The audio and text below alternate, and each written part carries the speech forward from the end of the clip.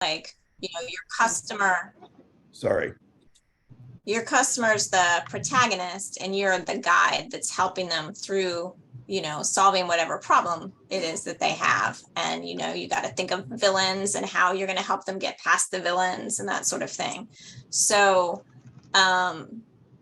it was the first marketing book that really like made me get it. But also the more I listened to this, I just realized that like I am like this is exactly not my intuitive way of doing things. I am the reader, not the storyteller. So it's really hard for me to create the stories. Like I recognize the principles that I need to do, but it's like figuring out how to take something and turn it into a story that's hard for me. Yeah. Yeah. And Jill, I'll echo how much I love Donald Miller and StoryBrand, and that you've been doing that. Ashley and I used that and the other books of Don Miller's too. He's just over in Nashville, about our mission statement. And that's how we got to the 3 key things, that actions. But the mission statement, and I think it's useful for newsletter, the perspective of the problem that they're having. So we usually start with our offer. Here's what we have, versus, we were talking about dogs at the beginning. He uses an example. You don't know what your dog's eating, and your dog could be eating the worst things in the world. And you want your dog to live a long life. We offer pure organic dog food so that you know all the ingredients and can enjoy a happy life with your dog, for a long time. And it is something that it's like, and I just put this in the chat, it's what the problem they're experiencing, what our offer is, and what happens when we're successful. And that's just really shifted my thinking about all of my communication. And I think it plays well into the newsletter too, Story. Yeah. Yeah. I think, something we're not covering on this, but we'll probably cover on the next workshop, is how to divine your audience and really identify the target. And then there's a practice that's called jobs to be done, which I find quite fascinating, which is you're looking for what people are essentially hiring you for. But in other words, why are people coming to your store or to your newsletter? What are they looking for? And I don't mean in terms of a specific book, but an experience. The way browsing is a huge power that bookstores have. People love coming into bookstores just to hang out. And but other discoveries like that, and some of the psychographics and demographics of your audience would be good too. But it's really difficult to do these days. There's so many restrictions because of violations of marketing and such. Kaylee, do you have any thoughts on that? On the StoryBrand component? Yeah, or on targeting, figuring out who your audience is for your newsletter. Oh, well, one thing that I wanted to say really quickly about the StoryBrand piece is that the piece that I like about it, in setting up not immediately what we offer, but talking about, the problem that someone is experiencing or anticipating where they are, is I feel like it's a very helpful first, like, rung of communication to try to give something to someone that they're going to resonate with. Because once they have that sense of resonance, then they're curious to hear more about what you might have to say. In terms of finding like your target for your audience, I mean, these would be the people who are in your store. These would be the people who are readers, community members. The challenge then becomes figuring out how to get them to sign up. And there's a lot of different ways that this can be done in terms of pragmatic methods. One is obviously having some sort of opportunity on the website, whether that's a prominent feature on the home page, whether that's a pop-up window when there's a user who's showing a certain threshold of engagement or curiosity about your products. Another would be to have in-store placement. You could always have a QR code that leads to a link to sign up. I feel like that's a very organic way to pull people in. And then it's also helpful to promote over social media to your social media followers as well. So the people that you're already in community with are definitely the sort of first rung people to try to pull into that that funnel, so that you can be having this ongoing conversation with them directly in their inbox. Yeah, I wonder how many people have a membership program at their store. You could raise your hand, because that's an excellent way. Maggie, Nora, Donna, anybody else? Yeah, I'd urge the others. It's a little bit of a job to set up, but it's an excellent way to generate more and more, participants. Nora, are you holding your hand up? Oh, that's a that's an auto reaction. So anyway, let's continue on. But I do think both the study of how, or the understanding of how to reach and figure out who your audience is and who the potential growth is from there, and also the storytelling obviously is a very important part of that. And membership, I think, really does help. So let's keep going. Now here's some examples of newsletters from other sources that I think do a good job of telling stories, and they're both magazines in this case that use their own content. There's the aforementioned Guernica literary magazine, which consistently uses its books to tell a small story and entice you in. New York Magazine began a story, the cover, which led to a story about what's happened during the pandemic to rentals and prices and sales and stuff, and real estate, which is a big interest at New York, obviously, did this great cover where they identified buildings and some of the sales stats around them.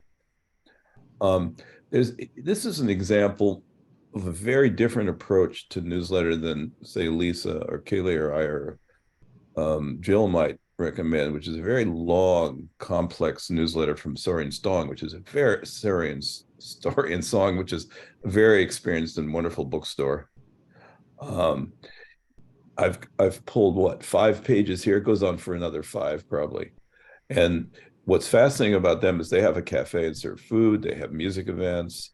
They have author events. They obviously sell a lot of books. They're on, I think, Amelia Island, as I remember. And both Donna Paz and her husband, Mark, are terrific marketing experts who actually advise a lot of bookstores.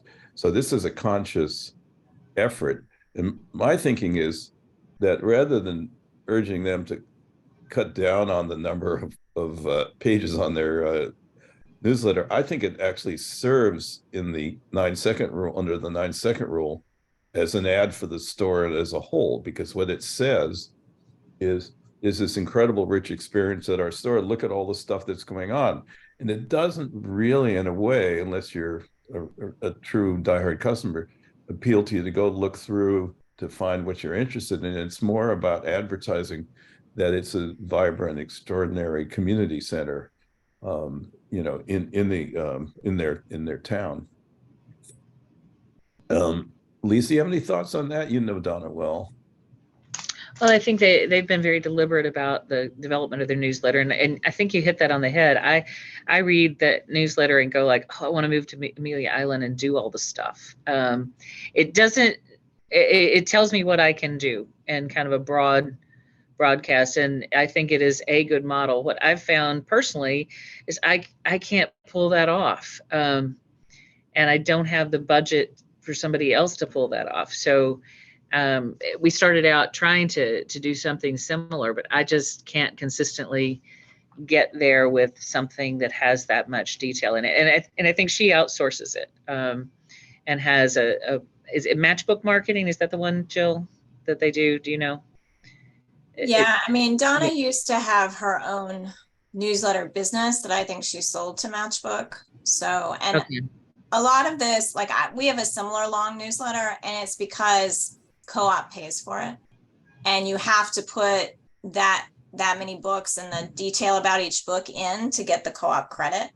But we also do a shorter one, like a new releases that's weekly, because we were doing this monthly and it's too long to do more than monthly. So if you want to connect with your customers more frequently than monthly, you've got to figure out something shorter. So during the pandemic, we started using E360 to do a weekly new releases email. And I was just trying to rewrite the header on that based on Steve's idea and what Lisa was talking about. So I think I'm going to change the header to say, is your nightstand empty? ? And then, you know, this week's new releases, you know, includes at least one title we think you'll like based on your past purchase history with us. Can you find it? So kind of invite them to, like, on a treasure hunt, I guess. It's a cool idea. see I how they think do. that's a cool idea.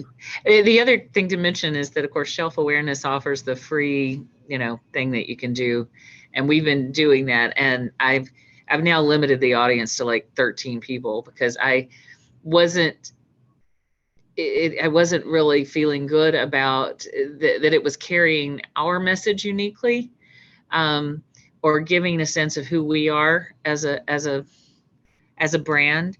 So I love the fact that it's weekly, it's regular, it includes a lot of books. But I really want something more personal. And so that's another thing to mention. Yeah, I also think that and I have a slide that I didn't include that shows the incredible amount of time that bookstore owners have to put in to make the bookstore even break even. And I think, to expand to the size of a bookstore that offers that much so that then the newsletter can reflect truly what's going on as a, cornucopia of events is really tough. And it took they've been around 20 years doing this probably, right? And so, they built a practice in a store and a knowledge base that very few stores can match. Does anybody else use any outside source for newsletter creation? Well, I have an employee that puts the newsletter together. I mean, I tell her what's going to go in it.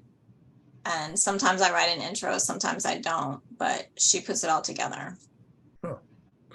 Yeah. I do use Shelf Awareness for their weekly newsletter that goes out to the same list that I send my promotional one to, and that's all books, where the one I create is more event oriented.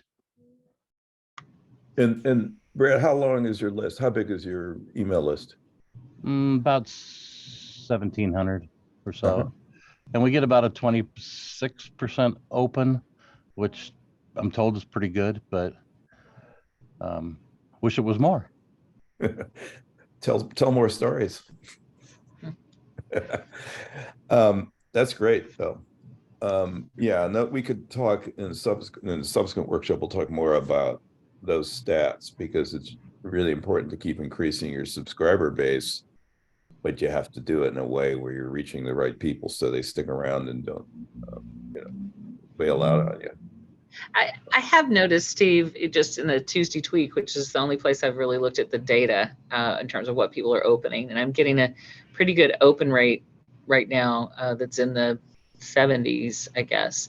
But I noticed that when I put something that made sense to me as a title, how to get more people to look at your shelves or something, I don't know, it didn't get nearly the opens that when I said I wrote one about our flood, and with our 7th flood or something like that, then everybody opened.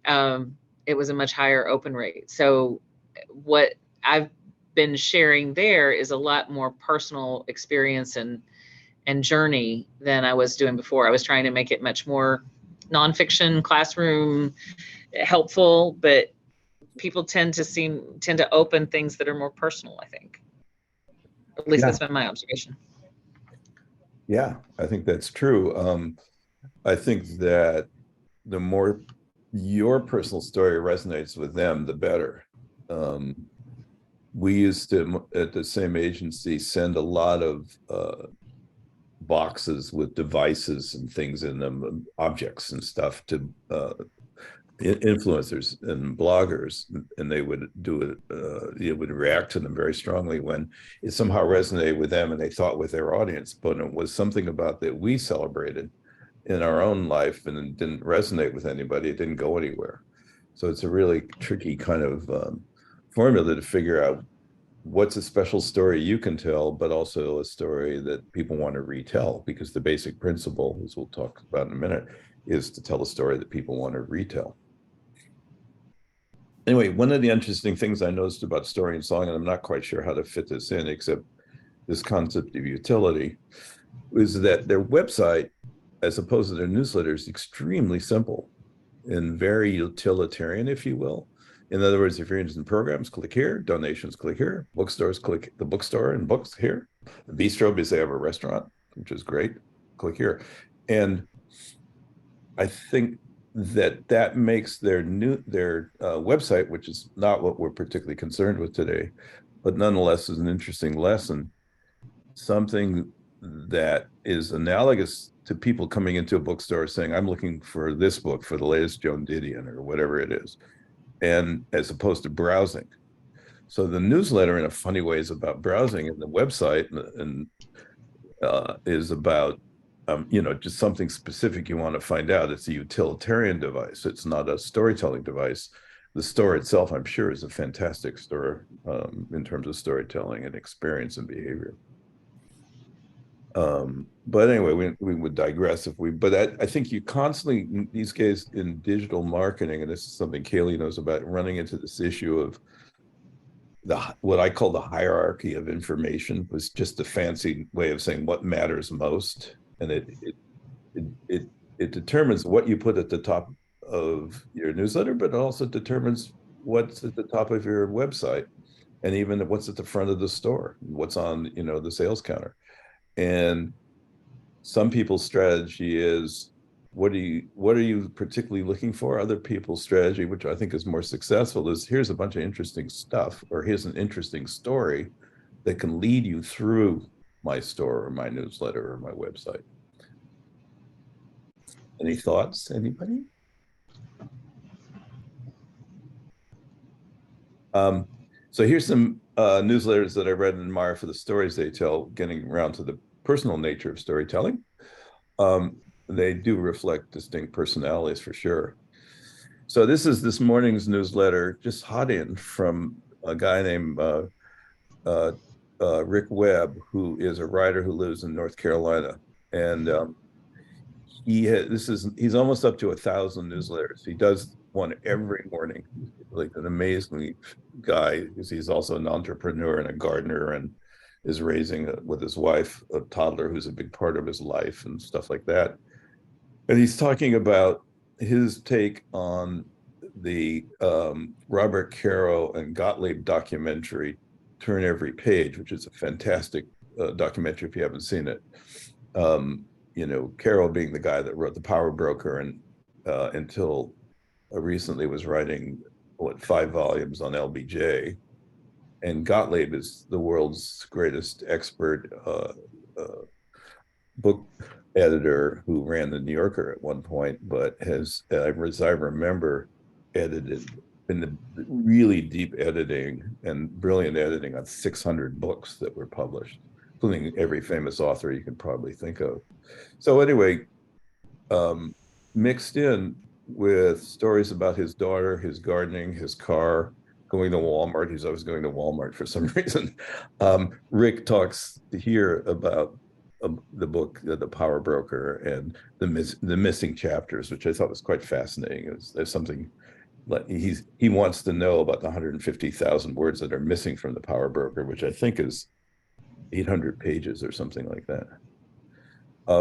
This is a friend of mine, Aggie Murch, who's both a nurse, midwife, radio producer, and mom, and living in England now. And she writes a newsletter every week about the politics, kind of her take on the politics of England, but then also gets very personal at the same time about her family, or in this case, about the bird feeder that hangs from the tree. She calls her newsletter, which is a very small following, I think it should be much larger, called A Letter from Abroad, which is a funny pun. And this again is Granta, that has really nice just posts from stuff that they're publishing. That's wonderful, simple approach to storytelling. Some other newsletters that I like that are completely outside the bounds is something like Blackwings. I actually have about 1,000 Blackwing pencils. And they're a famous pencil brand that goes back to people like F. Scott Fitzgerald and Hemingway have always insisted on using Blackwings.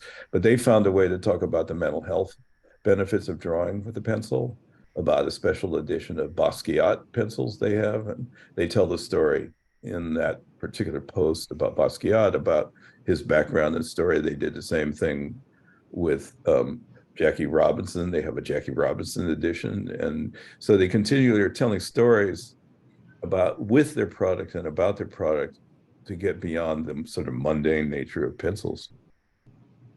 And then finally, Lisa and I have talked a lot about how we like going through bookstores, and how we also like going through hardware stores. We're both fascinated. Her granddad used to had a hardware store where she spent a lot of time.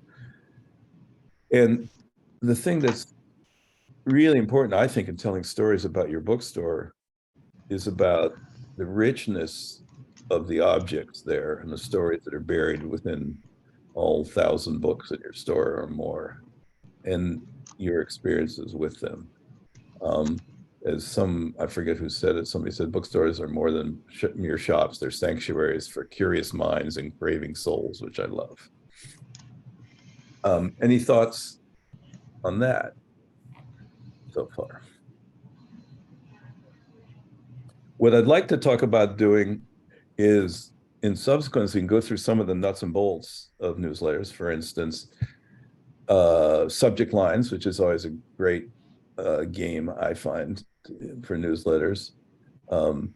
These are 5 that I chose randomly, newsletters I get. Everything from Jalopnik to Mark Cooper's political email, where he writes about Meet Hollywood's Marie Antoinette, and he's talking about Bob Iger, the head of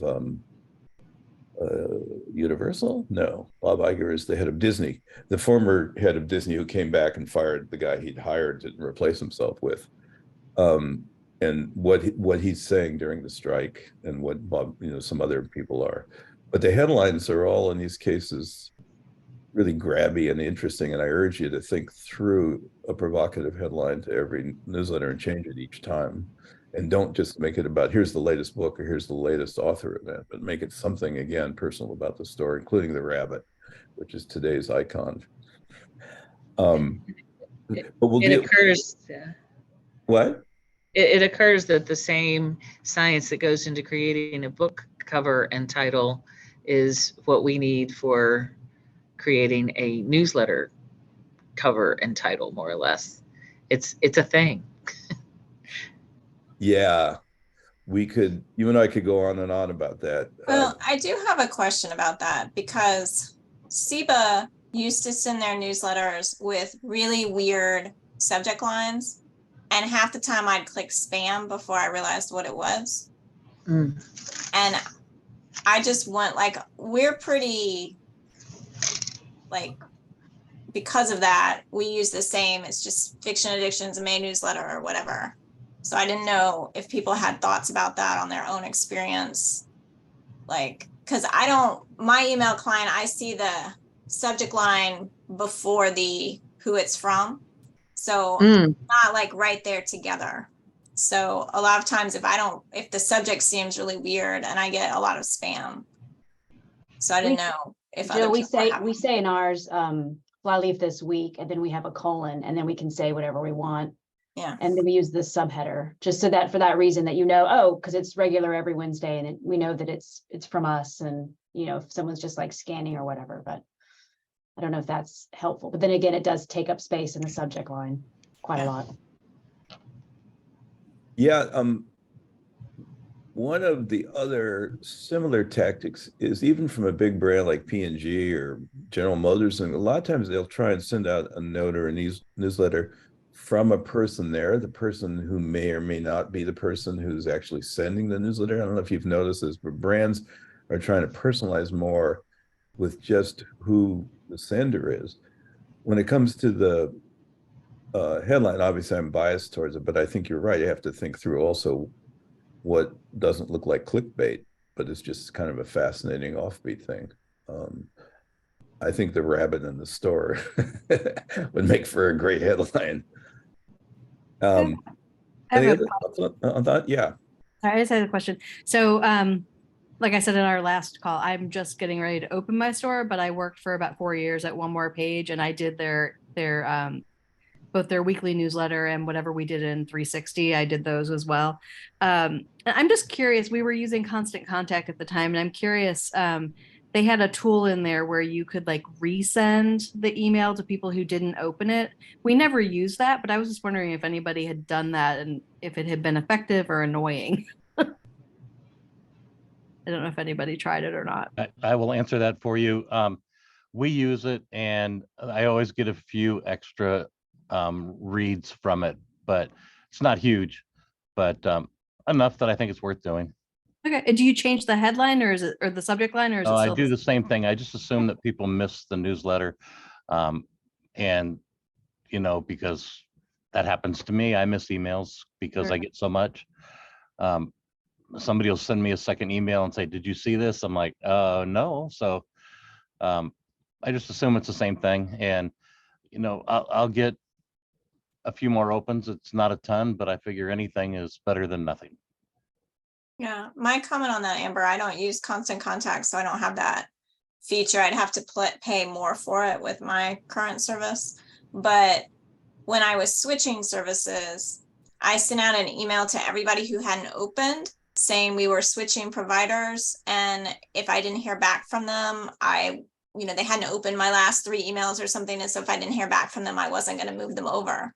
I got so many people who said, I read your newsletter all the time. So people are forwarding the newsletter. Like they sign up with one email, like a spam preventive email, and it gets forwarded to their real email, or they're like there's certain systems that can't tell it whether it's being opened. And I think that's more prevalent even now when Apple's had you stop tracking and stuff. So I'm not even sure if the email services can tell the open rates as well as they even used to anymore. I don't know if the evidence is they can't. The evidence is that that they people are using other techniques, which we could talk about in another session.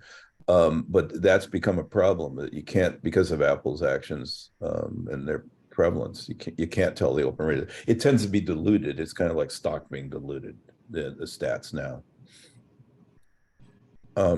Yeah, no, I'm a big believer in sending, as you can probably tell, embarrassed to say, an email 3 times. I shorten it. I change the subject line the second time around. A couple people who are on here, I think, responded to the second or third. You know, and you risk being annoying, which is always the line you walk. But I'm willing to walk that line because one rule is that if people basically don't want your email or your newsletter, it's fine for them to sign off. It's okay for people to unsubscribe because you're really looking for your key audience. Kaylee, do you have any thoughts on that? I know you have to go soon. Do you have any final thoughts on that? On finding key audience? Well, about resending something more than once, a newsletter, you know, sending it out 2 or 3 times, about changing subject heads each time.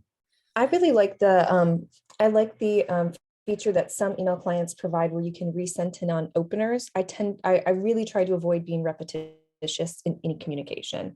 I want each communication that I send to be completely unique. Constant Contact has the ability to, as you're scheduling the email, resend to non-openers. So I really like having that feature because that's a way to make sure that if there's somebody who glazed over it because they were busy that Tuesday, might have the opportunity again to re-engage. Anytime that I'm using that in an email that I'm sending out, it definitely augments the overall open and engagement rates. But I'm also really curious. I would be really curious to kind of hear more. I see there's like a conversation happening in the chat about platforms because I think that's really significant. It looks like we're talking about Constant Contact, E360, MailerLite, which is totally new to me. Miema is one that I've heard of as well. I would be kind of curious to see, like, you know, what the landscape of folks' newsletters look like now. You know, how often are we sending newsletters? What are we using? What are our pain points? Maybe there's some sharing for ideas for what might be solutions to folks who are not happy with their current email client. Any thoughts? Well, I switched to MailerLite from Constant Contact because it was about half the price. It was they were picky about getting you set up, like, because they didn't want spammers. So you had to, have an email from your domain name. So if you're using fictionaddiction@gmail.com, that won't work. You have to have like jill@fiction-addiction.com. And it was kind of a little slow process to get set up, but I like them. I think it's just as easy as Constant Contact. They have the automation, so I can do a nurture sequence. They do have that resend thing, but it's not on the tier I pay for. I think they switched to like a newer like platform, and I just haven't switched to that platform because I'm busy and I don't want to learn a new thing. But they might have it. I'm not sure what's included on the new platform. And then we do our monthly newsletter in that, and we do sometimes event releases in it. But for our events, we do them all on Eventbrite, and you can follow us on Eventbrite, and then they'll send you an email about the events. So people can get, if they follow us on Eventbrite, they'll get an email the minute the event is announced. The events will be in our monthly newsletter, and then we send weekly new release emails. Those are more targeted. They only go to somebody who has, bought something and we think they might like one of the books that week. And then we do another weekly email that goes to everybody that's a theme. So, summer beach reads or Halloween or whatever. So the subject line on that, it's pretty easy to tell whether you would be interested or not. I really do. I do love 360. I love the way that you can target. I just am hoping that they improve their analytics, because I want to know what people are clicking on, not just that they're buying something. I want to know, a little bit more. Yeah. And it would be nice if we had more template options for, how it looks. Yeah. But you went with 360, Jill, in part because it's cheaper than Constant Contact? Well, I went with MailerLite because it's cheaper than Constant Contact. And then during the pandemic, I added 360 because it's basically free, because I was already paying for the integration for buying. Yeah, it's a tool from Edelweiss. If you're Yeah. The Okay. reason we didn't go straight to it was because at the time they didn't have a way to do signups, but now they have a sign up page. So you could have E360 as your entire newsletter platform, but we do that really long newsletter and it just would not work in E360. So for now, we're keeping both. If I lose my newsletter person or the prices go up too much, we might rethink that. But I'm curious how many of you are segmenting your audiences in any way, like Jill, which is a really important tactic in terms of people who have bought books or, a million other kind of questions. That would be a really interesting, because it's, I know I'm dealing with an audience, and Lisa and Kayla are here dealing with an audience that doesn't have time for anything because you're busy dealing with plumbing problems and customers who've got complaints about their books being damaged and stuff. But nonetheless, segmenting for a newsletter is, segmenting audiences and sending out different versions is a really terrific tactic. I will say we tried that a little bit, but it was just hard to, like we're talking about the time, it was just hard to keep up. Like we tried to have educators, a list just for teachers and, school people and stuff. And it got too time consuming. Did you measure the results, Amber, in any way of doing? It didn't seem it was that different from our, we get roughly a 50% open rate where I was. And it was about the same, no matter what audience was. Yeah. Interesting. Well, what we do, Steve, is we'll track, especially for author events, because those are done in Eventbrite and we have to import them into our newsletter anyway. We'll tag them for the author. And then if we're doing another event with that author, we can tag those people, we can send it to those people, even if they're not subscribed to our newsletter. So we definitely do it for author events. And E360 is nice because it does it automatically for you just based on the comps. So as I'm buying, if there's a store or seller that was really strong that's not in the comps, I'll add that so that it'll target those people. or I'll put a note for my person sending the newsletter that week that I definitely want to email this category or something, but we don't necessarily do separate emails. It's just more how many people see this particular email versus like, I don't have time to create a sci-fi new releases and then this new releases and just for the sci-fi people. Well, and that gets at the purpose of the email. I mean, purpose of the newsletter. Is it to get people excited about new books? Is it to get people involved with your story? Is it to what is it just to build your brand and an awareness? Is it to get people to sign up for events? I guess that's the thing I keep pondering is like, which purpose shall I choose? Yeah. What have others chosen? I mean, Jill, I think you're getting people interested in books. Well, the new release email we started during COVID because we had customers that knew to come in on Tuesdays and browse the new releases, right? That they were avid readers and they wanted to do it. And then COVID, they weren't browsing. They were ordering things online for store pickup.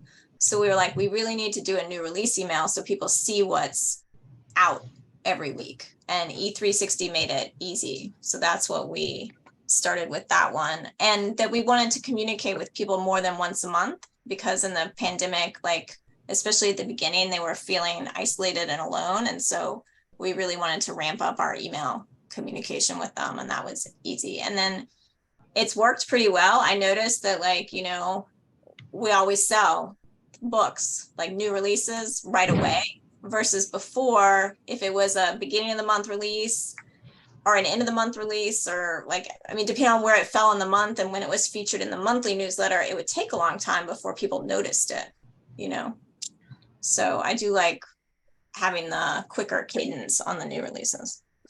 That dilemma, Lisa, that you're talking about was really apparent to you and I. We talked about it later after we visited Kepler's. We were down doing a bunch of stuff down there. And what's fascinating about it is that, Donna, is that the store, I would say 1/3 of it is an old-fashioned bookstore with still the high shelves and by categories. And then as much as 2/3, maybe a half, is more James Daunt-like, open tables, books on front-facing, which is something that's a pet peeve of mine.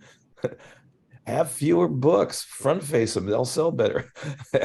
And but I think there's an analogy there to a newsletter strategy, which is it's a hybrid.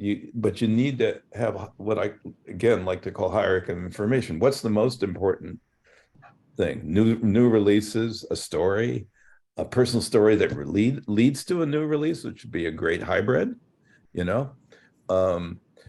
That dilemma resolves itself, I think, just in terms of how much you emphasize one or the other, not that you eliminate new releases or you eliminate storytelling in your newsletter.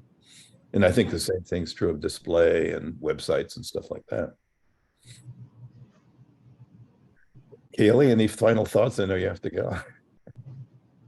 Well, I would be curious to kind of hear what people feel like their newsletters currently do best for them. Is it something where we find that like the newsletters as you're using them are driving online sales? Are the newsletters as you're using them driving foot traffic for events?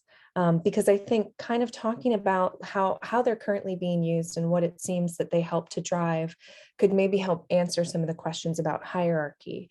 And I like this, this notion of figuring out how can we narrativize our newsletters in order to make them feel more engaging and make them feel more personalized and bring people into the story. But what to narrativize, I think, depends on the answer to that question of where are we finding that people want to engage with us? Is it because we're announcing an author event with, Matthew Desmond or J.K. Rowling or whoever it might be, or is it more oriented towards, Jill, I'm curious with the new releases, is it something that drives people to buy online, or is it something where you feel like you'll find increased foot traffic in that Tuesday to Wednesday window when those new releases are hitting shelves? It's more foot traffic. Some of our local customers will order online for store pickup, but they're more likely to just reply to the email and say, hey, hold this book for me. But I think, yeah, I think I definitely want to drive an in-store experience. And I think our personal newsletter that the few that we've done have done that, but I've not done more, and it's very time consuming. So I want to get better at that. We do a lot of community fundraisers and a lot of partnerships and highlight a lot of things like that. So we tend to lead with that in our kind of story bit and then roll into events regularly. And then further down is where we have the new releases. We've been kind of doing the same. I've been doing it for 2 years. We've been pretty much following the same formula, which is part of why I'm participating in this, is to see if, do I need to be doing something different, something better, using a different platform because Constant Contact is getting more expensive, just trying to get a feel for like, how do other bookstores do it? And so Jill kind of, segmenting it out, using 360 and the mailer light and that kind of thing is interesting. But also things that you're saying, Kaylee, about like, regularity. I mean, every Wednesday we send out this newsletter. Some weeks it's massive, some weeks it's not. But I just wonder if it's too much of a behemoth, or is it working for everything? And I should just sort of keep really making it more personal and fun in the start, and then know that I'm capturing everything that I need to with the main body of it. I'm just a little bored with it. And I'm just wondering if I'm bored with it, is everyone else bored with it too, which is what I'm scared of. Yeah. And part of our really long newsletter, the purpose of that is really just to get money from publishers, right? So I will send that out even if nobody reads it, because I'm getting more money than it costs me to send it out. So that's one thing.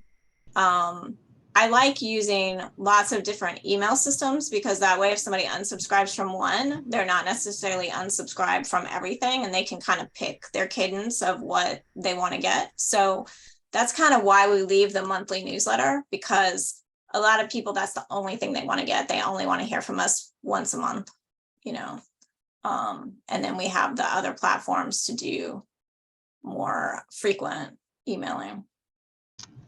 an interesting tactic. You could do that with the same, with Constant Contact or whatever. You could have 2 or 3 different segments that you send Yeah, out. but usually it lets them unsubscribe. And so then they unsubscribe from everything if you really piss them off one day. That's versus right. if I piss them off, they unsubscribe from one thing, and then if it takes 3 weeks before they get another email, they've calmed down. It's the And whack-a-mole. that's hard because I use Constant Contact for our big events when I'm sending FAQs before our offsite events. And if you get 50 people that are coming to the event that have unsubscribed from my weekly newsletter, A, I'm annoyed, and B, I realize then I have to email them separately. And so it's kind of hard if Constant Contact is your one email system. Yeah. That's a good point. That's a great point. Really good point. But I And- think E360 has a limit on the number. I can't remember. One of them, Eventbrite has a limit on the number of people you can email. So there's something we have to do sometimes if we have too many people. Yeah, I found back in the day when I was living in New York, we were working with a newsletter that was the political Jewish newsletter, and it's a terrific newsletter. It has 150-year history and all this stuff. But what they did, and they were selling content because they were a newspaper. But what they did is they did 3 times a week, and they did food for one, and they did religion for another, and politics for other. And they found that was very successful. So I've always been sort of prejudiced towards that kind of approach.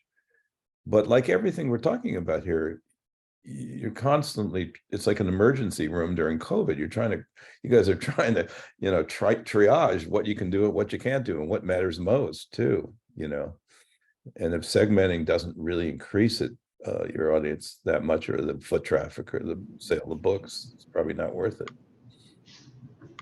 Well, I think what's important is what you can get out. So, if what you can do once a week is just new releases, that's fine.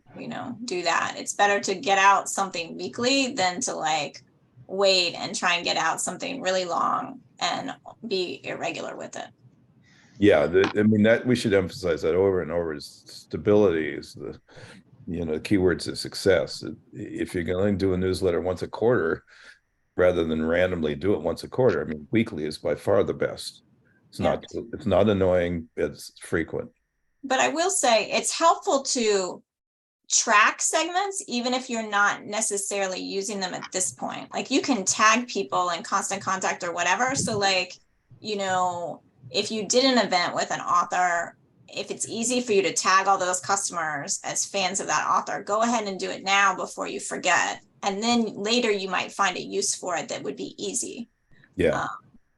So I want to add to that too, because Jill, I do the exact same thing. So Heyday, we use Constant Contact, and we have sort of 4 pillars as we describe the main areas of our publishing focus in Indigenous perspective, social justice, California history and culture, and nature. And every time that I compose a newsletter, every link that's in there, which is often to a new release or a related backlist title or an event, anytime that there's a link in there, I will segment it into one of those 4 main categories. And right now I'm just using that to collect information about which of our audience members, which of our subscribers are interested in pillars 1, 2, 3, or 4. And down the road, what I would like to do is use that to kind of focus more targeted messaging and know like, hey, these are my nature folks, these are my social justice folks. So I think it's, sometimes the categories could be really broad, even if it's just like genres, or even if it's like event goers, like every time you include an event link, have a tag that says event clicker, because that person is showing that they might be more interested in actually coming out to your events. And maybe that'll help you distill a list of people who are active and who will want to be engaged around community happenings in your store. yeah. Yeah, I think that's a really, really good point. Yeah, I did want to say, by the way, that Kelly Stromberg, who's on, has a fascinating, hey Kelly, has a fascinating model. Kelly, you're in St. Louis, in Kansas City, right? Is there any, Kelly is a virtual store, and what she targets audiences by going to the right events, whether it's a rock and roll band in a bar or a flea market. Do you want to talk about that for a minute? I think it's a fascinating way to save money on rent, but also to really attack a particular audience. Yeah, so I have a pop-up bookstore. You can order online through my bookshop or Libro links. But I use my newsletter just to share my schedule with where I'm popping up and when. And then, yeah, so I have the graphics from each event. Like this weekend, it's a friend, former pop-up vendor got a storefront, so they're hosting a big grand opening with all of the pop-up vendor friends. So I'll be there Friday night, and then Saturday, Boozy Book Fair that another bookstore locally hosts, and she hosts the small bookstores like me, and then we all get together, and it's like a little bookstore marketplace. And then I post about the book club. So basically it's like where I'm going to be, what the event is about, if it's indoor, outdoor, family friendly or not. Because in Missouri, weed is legal now. So I always like to put if it's a pot friendly event so that people can make informed decisions in case they have jobs that require clean UA tests, and then I use the end, I sign off the end with just books that are coming out that are interesting, or books that are good, that are relevant to a news topic. Like when the Supreme Court ended affirmative action in colleges, I had a list of books about all of that, with links to the bookshop page, just basically that. And I keep my suggested books at about maybe 6 or 8. I don't add like everything under the sun, just to keep it not like Penzies Spices emails, which are great, but I just scroll to see what the sale is. They're very good storytellers though. Yeah, but Kelly, what's fascinating is that you have a better handle on your audience than anybody on the phone call, because you take a slice of books that's appropriate to them, like to a hip hop event, right? Mm-hmm. That's what you told me. And Those are the Yeah. only books you're taking, and you meet the people and you talk to them and they buy books. It's almost like every bookstore should have a pop-up that they do once a month just to learn more about their audience. It's like, Oh, yeah. It's fantastic because you really get to know your community, especially when you're going out to all of these different places. Last week, I popped up at a fundraiser for Barrier Babes, which is a local sex education nonprofit. And so I had all of the body positive, sex positive books out. And all the books that are banned in your state, probably. More than that. I mean, they probably don't even know some of these books exist. Otherwise, they would be banned.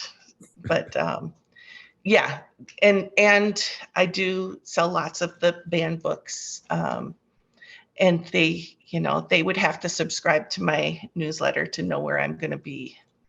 And I don't really get any of the negative feedback. I think mainly because they don't go to the events that I'm going to, Yeah. for the most part. Well, Steve, one thing that I think is challenging, if the personal stories are what tend to resonate and do better, is like, at this point, I'm trying to outsource away to employees and stuff. And so, they don't have necessarily as much of a personal connection to the store. Yeah, no, I think, I'm not the right guy to talk to about what your priorities are, because I would stop with a lot of shelf talkers and focus on a personal story at the head of your newsletter. I think it should be the opening of the newsletter and then some of the traditional stuff below. I don't think. Yeah. But that means I have to write an intro every month, whereas I wasn't doing anything for the newsletter for like a year, so it's like, well, I guess if I got a style and I figured it out, then I could maybe train somebody else to do it. But I'm just not sure, because I'm the buyer too, so I know the most about the books that are coming out. Yeah, I love hearing your voice in yours, Jill. The fiction addiction. I think that's the favorite part about receiving your newsletter, is that I hear your voice in at least that first paragraph, that you do. Yeah, I think it's a question. You're a stat person, Jill. It's a question of, does it improve over time? Because you have to give it some time, the sales enough to justify making it more of a priority. And that, that's like when you're sole owner and I think that's one of the hardest things too about a brick and mortar, and we're talking about online marketing. It's like, how do you track whether what you're doing online is actually doing something in the store? Yeah, that's right. No, that's right.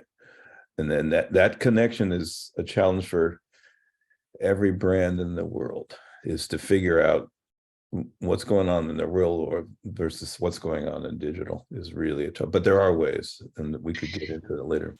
Yeah, I find that I start thinking that the effort I put into social posts and newsletters and things are getting no response. Why do it? And then out of the blue, somebody will say, "Oh, I saw this in your newsletter," and I realize that more people are seeing it. It's just about whether they respond or not to you personally.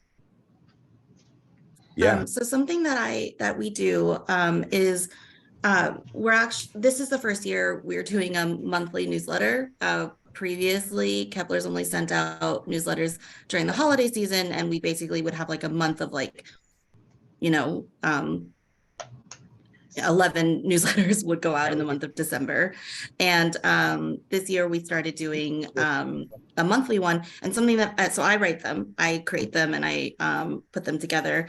But I put out a call about, so I have a schedule for myself. Every month we have a date that the newsletter is going to go out. And then about 2 weeks before, I send out a call to the entire staff, and I say, "Hey, can I get some ideas? Would you guys like to have anything featured in the newsletter? Things that I haven't thought of." We have things that go into every month's newsletter, events. Our buyer puts her monthly picks in there. we feature something from the kids section. But then also, the sideline flyer will say, hey, we have a lot of great puzzles. Can you put something in about puzzles? We're having a book drive this month, and somebody said you should put the book drive in there. And I often ask them for the copy as well. So I say, hey, can you send a picture and copy? And I'll probably zhuzh it up a little bit, but put it in there pretty. And it's nice because the staff then gets a sense of ownership over the newsletter as well, and a sense of contribution. And it's been a really nice, just way of making the burden a little less. Because our monthly newsletters are quite long. But I really wanted to say thank you to everybody. I don't know, we do our weekly new releases on social media, but I hadn't thought to do a weekly newsletter, and that's just a really cool idea. I think we're going to be doing that from now on, as long as the rest of the store agrees. That's terrific, Donna. One of the perils, dangers of marketing for clients is everybody wants to throw their little category or product in within the brand, and it dilutes things. I think the more you can be tough and single-minded about what you really want to talk about, the better. Easy for me to say. One of the final thoughts I have about 10 minutes left is that, fascinatingly, Brad, because he has a very small store, and Brad, you should talk about this, he tends to do his author events out on the sidewalk, which I think is a terrific story that you should broadcast every time you do it. And in fact, I would do an author event on the sidewalk just so you could tell the story. Yeah, it turns into, well, it depends upon the author, of course. If we get the local author who we're trying to support but doesn't have something that has a mass appeal, it's great to put them out. We try to pick a weekend where we know there's going to be people in the center, because we're in a pretty good sized strip center with TJ Maxx and Nob Hill, so there's foot traffic right away. Instead of being limited to the people that walk through our door, they're people that walk by, and it makes them feel like they're getting a lot more visibility. But it's really fun to do things that are bigger outside, because people in the community just, they may not be book readers and come in a lot, but they see something going on, and it attracts them. And we had our local South Valley Civic Theater did a preview of their kids production, Matilda, which, if everybody knows the story, she's a reader. And they did that out front of the store, and we took a couple parking places and sectioned it off. And it was really fun, because there's no way we could have got them all in the store, but we did a bookmark craft thing inside the store just to pull people in further. But people driving by were just like, they were gawking. They were like, what is going on? And it was really fun, and it helped the Civic Theater too with their promotion. So that was a win for us. The only thing right now is it's been so dang hot that authors want to be inside, but oh well. And I know you're in California, Brad, so is rain just not really an issue for y'all, or? Well, this year it might have been, but we didn't have much going on in the beginning of the year. But no, we have a little bit of an overhang, so if it's just sprinkling or something, it's not that big a deal. What I wanted to do to sort of finish up for today, first of all, the next session of this, and I hope you all attend and get some other people to even join us, this has been fabulous, will be in 2 weeks, the Wednesday, 2 weeks from today, and obviously you'll get an email about that from me. But what I want to do is to say, if each of you could in any way moderate or try as test email based on a personal story, this kind of storytelling principle, including obviously new books and other events and stuff like that, and then come back and report and actually share it, not ahead of time, but come back and we'll screen share what you did. It'd be really fascinating to see what impact we can see visually even into what you've done to the newsletter, let alone what happens over time with sales and stuff if you do that, which is a whole other challenge that we'll get to. So you'd like to see a before and after, kind of like this is what we did and this is what we changed? Yeah, or just this is what we did, the new one, and then you can, if you want, when you share it, you can just talk through what you added and changed too, if that's your noise. And Steve, you made an offer that I thought was really cool. We didn't do it as an exercise here, but you said if you wanted to send me 5 topics of stories I wanted to tell, you'd tell us which one would be the most provocative and scintillating. You'd give your feedback on that. Is that an offer that is open for everybody? Absolutely. Absolutely. I love the idea of doing that. You'll have to join me in that, and we might drag Kaylee in too, but I'll lead the way. But I would love to see a bullet point, like you have 4 minutes. Here are 4 stories, 5 stories, just one sentence. Which one do you think I should lead with? I'd love to see that and try and make suggestions. I might even then have a conversation with you about it and help you write it a little bit. Not that I'm a writer. Lisa's the writer here. I'm not. I mean, when it comes to this, I just get paralyzed. I mean, well, that was absolutely. interesting. Somebody else was saying the same thing. At least, was it you, Jill, that was saying that you have a hard time deciding? Well, I have a hard time. Like I did write something and then it ended up fitting for my September newsletter. So I have it written out, but I have a hard time on a deadline being like, oh, it's August. I'm not inspired. I have to come up with a story. Like, sometimes like I'll send you what I did for the September one and get your thoughts on that. That'd be great. Yeah, I find that even though I tell stories a lot, and I'm kind of random about it, to be honest with you, at times, I probably have 10 times more pictures I take with my phone that are intended for some sort of post to Facebook, which I tend to use more than anything else. But I never post them. It's the same thing. I'm sort of storing them up. We're like squirrels with the nuts in the nest, but we don't share them. And that's a challenge. That's what we ought to overcome. So I think everybody probably has an idea about the story. Just the question is, how do you get it out there? How do you fit it into a newsletter format in terms of a short story and such? And make sure it's purposeful in terms of your mission or your sales or your personality. I just put some that I'm thinking about into the chat, and I would love any feedback about, I put 5 storylines that I'm thinking about, maybe 6, that I was wondering which I should pursue that the group might think would be helpful. So anyway, just food for thought. We can reference the chat, but I'd love this group. Are you saying better than the TV show, The Bear? Yeah, I'm referencing the Bear. I wouldn't recommend that one. Yeah, the book that's better than The Bear.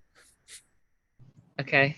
I promise to be more helpful. Well, one of your newsletters referenced the bear, and that's what made me think of that. Yeah. One of the exemplars that you brought out was talking about the episodes, talking about that. Yeah. Definite number 3. Okay. It says Maggie. Maggie says number 3. 1, 2. 5 things I never knew about my town until we moved. I agree. I think that's a great one. I also have backstory too. Do you have your store being flooded in there? I don't. But you've already done that one, actually. I've done it within the book selling community. I haven't done it with and then to some extent it's been in the newspaper, and I think our constituency, they've been there and heard that. So I think that's why I was thinking 5 things I didn't know about my town. Okay, I'm going to try to run with that one, and we'll see what you guys do too. So if you can, even if you don't send the email out, but you take a newsletter and you change it a little bit based on the storytelling, share it with us in 2 weeks, Wednesday in 2 weeks, and it'll be a really interesting discussion. There's a lot more to talk about in terms of the nuts and bolts, like time of day and length and scheduling in terms of sending. I have a lot of data on that stuff, and Jill knows an enormous amount about it too, so we can talk about that. So thank you all. We're going to finish 1 minute early, just so we can beat the clock. but this has been fabulous. I really appreciate it. And we'll follow up with the video from the Zoom video from this as well. And we're going to have the Zoom video from Lisa's last week available shortly. There was just some technical problems with it, but we'll have that. I did a 30-minute short version of it as an alternative to the. Yeah, which I think we the- should share. I think that we'll Yeah. probably share that too.